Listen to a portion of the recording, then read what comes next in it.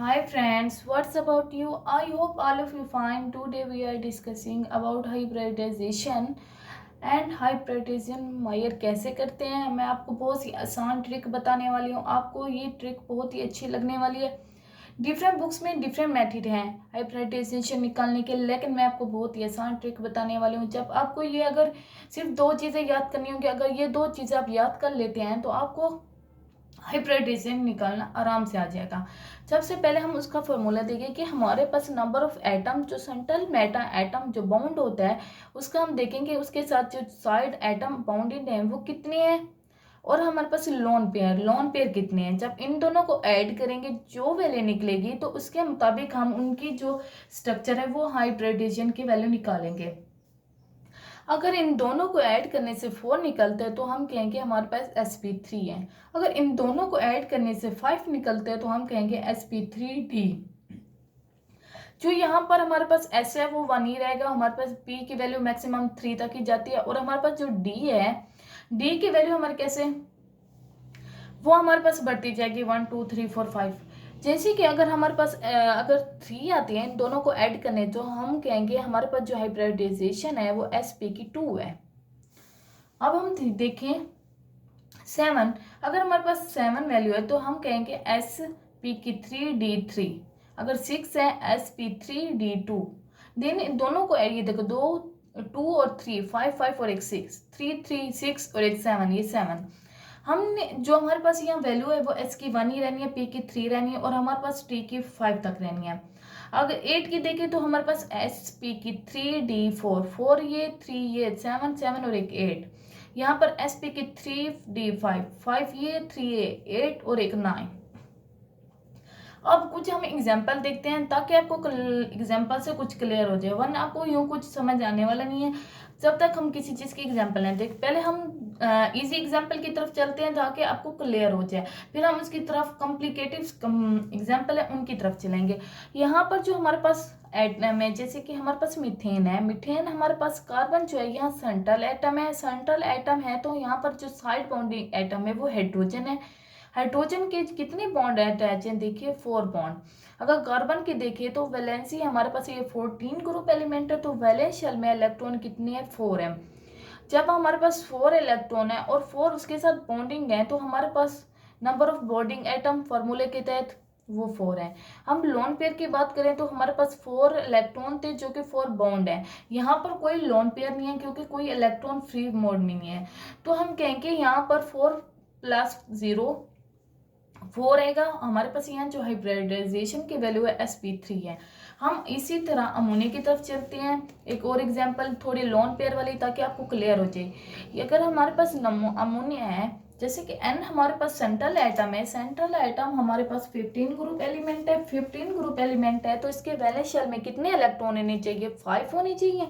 जब 5 इलेक्ट्रॉन है उसमें से हमारे पास जो बॉन्डिंग एटम है वो कितने, 3 है। फॉर्मूले के तहत हमारे पास जो बॉन्डिंग एटम है वो 3 है। अगर लोन पेयर की बात करें तो हमारे पास 5 में से 3 गए, कितने, 2। जब 2 इलेक्ट्रॉन बचते हैं तो हम कहेंगे वो लोन पेयर है।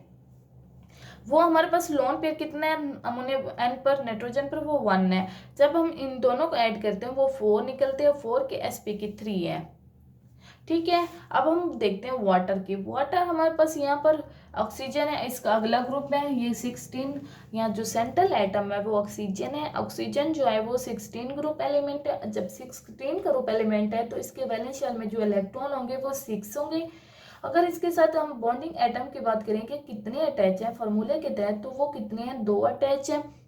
और अगर हम देखें कि ऑक्सीजन के वैलेंस शेल में इलेक्ट्रॉन कितने थे, 6 थे, उसमें से 2 बाउंडेड हैं तो हमारे पास 6 माइनस 2 कितने आते हैं, 4। यहाँ पर जो इलेक्ट्रॉन है वो 4 है। जब वो पेयर एक्सेप्ट करेंगे 4 इलेक्ट्रॉन, 1 पेयर और 1 पेयर लोन पेयर, ये 2 लोन पेयर बना देंगे, 4 इलेक्ट्रॉन 2 लोन पेयर, क्योंकि इलेक्ट्रॉन पेयर फॉर्म में होंगे, लोन पेयर कहेंगे।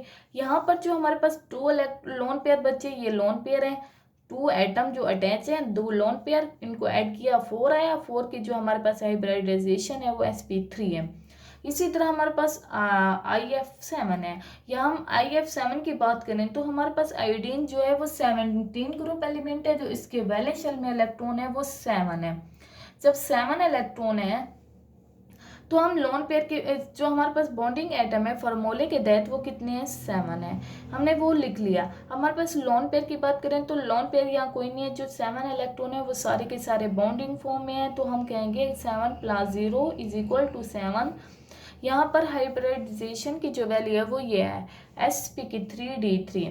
इसी तरह हमारे पास जिनोन 4 है। अगर हम बात करें जिनोन की तो जिनोन हमारे पास 18 ग्रुप एलिमेंट है। यहाँ जो इलेक्ट्रॉन है वैलेंस शेल में वो 8 होंगे। जब 8 इलेक्ट्रॉन है तो हमारे पास 8 में से 4 बॉन्डेड है। नंबर ऑफ बॉन्डिंग एटम कितने हैं, 4 हैं, 4 लिख लिया। अब हम देखें हमारे पास 8 में से 4 रिमाइंड करें, माइनस करें तो हमारे पास 4 निकलता है। जब हमारे पास 4 निकलता है कि हमारे पास 4 इलेक्ट्रॉन बाकी रिमाइंड है, जब हम लोन पेयर के कहेंगे तो वो 2 लोन पेयर बनेंगे। जब 2 लोन पेयर बनते हैं तो हमारे पास 2 लोन पेयर 4 + 2 = 6। और जब पर यहाँ पर हमारे जो हाइब्रिडाइजेशन की वैल्यू है वो हमारे पास क्या है, sp3d2। सेम यहाँ पे ऐसे sp3d2। अब हम थोड़ा कॉम्प्लिकेटेड एग्जाम्पल की तरफ चलते हैं, थोड़ा सा आपको क्लियर हो ताकि। अब हम जिनोन के देखते हैं कि थोड़ा सा कॉम्प्लिकेटेड, जिनोन O3। यहाँ पर देखें हमारे पास जो जिनोन है वो 18 ग्रुप एलिमेंट है, तो वैलेंस शेल में इलेक्ट्रॉन 8 हुए। अब हमारे पास जो बॉन्डिंग एटम है वो कितने हैं, 3 हैं, 3 लिख लिया। अब हम लोन पेयर की बात करें तो हमारे पास 3 बॉन्डिंग है, तो 3 रिमाइंड करें तो हमारे पास कितने आते हैं, 5।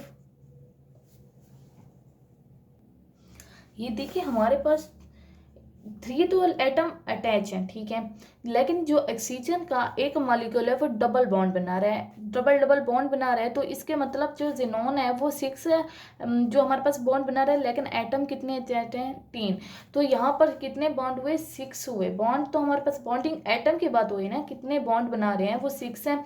जब हम बात करें कि हमारे पास 6 है, 8 में से 6 गए कितने, 2 क्या बनाते हैं, 1 लोन पेयर। जब 1 लोन पेयर ऐड करेंगे तो हमारे पास 4 आएगा, 4 क्या है, sp3 है, हाइब्रिडाइजेशन। अब हम इस तरह से एक और एग्जांपल लेते हैं जिनोन की। यहाँ बात करें तो यहाँ पर हमारे पास जो जिनोन है वो यहाँ पर पहले से इलेक्ट्रॉन 8 है, ठीक है। अब हमारे पास जो बॉन्डिंग एटम है 4, ये एक ये वाला 5, बॉन्डिंग एटम कितने, नंबर ऑफ 5। अब हम बात करें कि यहाँ फ्लोरीन 4 अटैच है, 2 बॉन्ड वो ऑक्सीजन के साथ बना रहे, वो टोटल कितने हुए, 6। 8 में से 6 गए, कितने हुए, 1 और 2 सॉरी 2 इलेक्ट्रॉन क्या बना रहे हैं, 1 लोन पेयर, 1 लोन पेयर, ये कितना हुआ, 6 के क्या थी, sp3d2। अब हम देखें सल्फर के इसके नेक्स्ट ग्रुप की, ताकि आपको थोड़े से और ज़्यादा क्लियर हो, ताकि हम एक और ले लेते हैं जिनोन की, ऑक्सीजन F2, ठीक है। अब जिनोन की बात करें तो यहाँ पर फिर वैलेंस शेल इलेक्ट्रॉन 8 है। यहाँ पर फ्लोरीन के कितने, 2 एटम है, और ऑक्सीजन के कितने हैं, 2, तो 4 एटम बॉन्ड है। लेकिन यहाँ बात करें तो यहाँ पर फ्लोरीन 2 बॉन्ड बना रही है, लेकिन ऑक्सीजन 4 बॉन्ड बना रही है। 2 और 4 कितने, 6 हुए, 6 यहाँ मैनेज करेंगे तो यहाँ 2 इलेक्ट्रॉन 1 लोन पेयर ऐड किया, 5 क्या है हमारे पास, sp1, ठीक है। अब हम देखते हैं नेक्स्ट सल्फर के नेक्स्ट ग्रुप। अब सल्फर की बात करें तो सल्फर हमारे पास 19 ग्रुप एलिमेंट है, इसके वैलेंस शेल में 9 इलेक्ट्रॉन होंगे।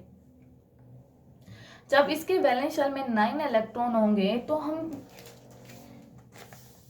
बॉन्डिंग जो एटम है वो 4 है, ठीक है, लेकिन हमारे पास यहाँ फ्लोरीन जो है वो जो सल्फर के साथ डबल बॉन्ड बना रहे हैं। जब डबल बॉन्ड बना रहे हैं तो हमारे पास जो 4 एटम है वो डबल बॉन्ड बनाएंगे, तो 8 इलेक्ट्रॉन होंगे, बॉन्ड होंगे 8, 9 में से 8 के 1 लोन पेयर, यहाँ पर कितने, 5, यहाँ पर क्या हुआ, sp3d, ठीक है। अब हम देखते हैं इसी तरह एक और, थोड़ा सा हम केटायन एनायन की तरफ चलते हैं, ताकि आपको वो भी एक एक एग्जांपल कर ले, ताकि आपको क्लियर हो जाए। अब हम एनायन की तरफ चलें, सल्फर सल्फेट आयन, ये हमारे पास सल्फेट आयन है। सल्फेट आयन में हमारे पास जो बॉन्डिंग एटम है ऑक्सीजन के वो कितने हैं, 4 हैं। सल्फर को पहले देखिए तो वो 9 ग्रुप एलिमेंट है, 19, वैलेंस शेल में इलेक्ट्रॉन 9 है, यहाँ पर जो बॉन्डिंग एटम है वो 4 है। ठीक है, अब हम देखें, अब हम पर बॉन्डिंग आइटम तो 4 है लेकिन वो डबल बॉन्ड बनाकर वो 8 बना लेंगे। यहाँ पर जो हमारे पास 2 इलेक्ट्रॉन है, ये सल्फर ने क्या किया, रिसीव किए हैं, लिए हैं। जब ये लिए हैं तो पर हम यहाँ से 2 इलेक्ट्रॉन रिमूव कर देंगे, क्योंकि 2 इलेक्ट्रॉन ऐड कर लेंगे। जब लिए हैं तो हम ऐड करेंगे वो, तो कितने इलेक्ट्रॉन हुए।